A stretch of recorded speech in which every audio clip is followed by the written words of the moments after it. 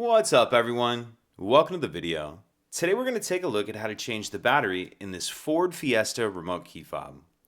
This Ford Fiesta key fob is going to use replacement battery CR2032, and I'll put a link in the description box of this video to where you can find these replacement batteries if you're in need.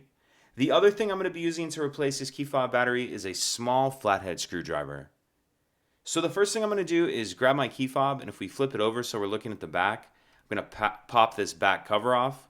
So down here near the key ring on the thinner end, you can see there's some grooves right here that my thumb's on. And there's some other grooves just like it on this side. What you want to do is get your fingers on those grooves and then just press in at the same time. And as I do that, you can see it pops that back cover up just a little bit.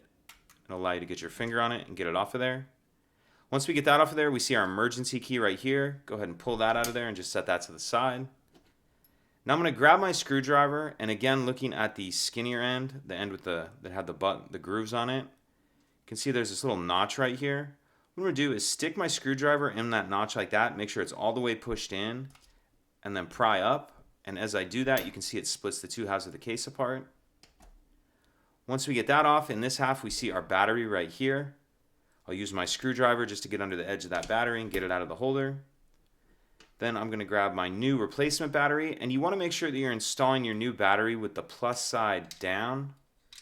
And I'm going to kind of tuck this edge in first that's near that metal clip like that, and then snap it down into place. Then we can snap the two halves back together. And if you look right here, you can see there's this tab, and that lines up right here. So line that up, and then snap it back together. Then we can put our emergency key back in.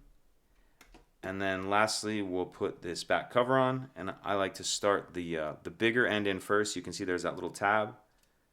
Start that in there like that, and then snap it down, and that's it. If you could take a second to like and subscribe, it helps us out, and I'd appreciate it. Thank you.